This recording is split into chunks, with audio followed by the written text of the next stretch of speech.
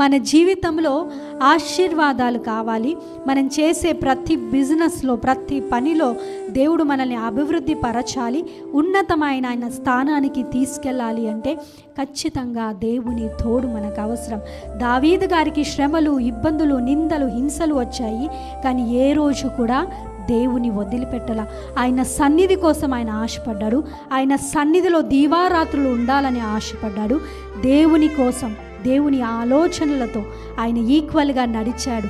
ఇద్దరు సమానంగా ఒకే మైండ్ సెట్తో కలిసినప్పుడే ఏ పని అయినా సక్సెస్ఫుల్ అవుతుంది. మన కుటుంబాల్లో భార్య వద్దని చెప్తుంది, భర్త చేయాలని చూస్తారు. ఇద్దరు ఒక మాట మీద ఉండరు, ఇద్దరికి ఒకే ఒపీనియన్ ఉండదు. ఇద్దరికి డిఫరెంట్ ఒపీనియన్స్ ఉండేసరికి ఏమైపోతుందంటే ఆ పని ఏది కూడా సఫలం అవ్వదు.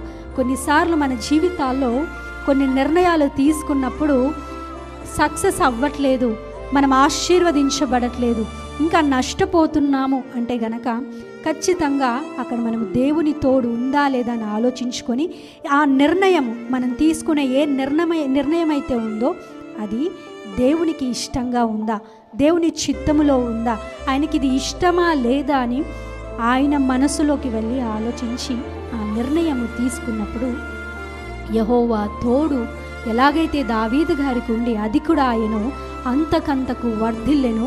ఈరోజు మనము కూడా అంతకంతకు వర్ధిల్లింపజేయబడాలి అంటే అంతకంతకు ప్రమోషన్స్ రావాలి, హైక్స్ రావాలి, కెరియర్లో ఉన్నతంగా మేము స్థిరపడాలి, మేము తీసుకునే ప్రతి నిర్ణయంలో మేము సక్సెస్ అవ్వాలి అంటే ఖచ్చితంగా దేవుని తోడు అవసరం.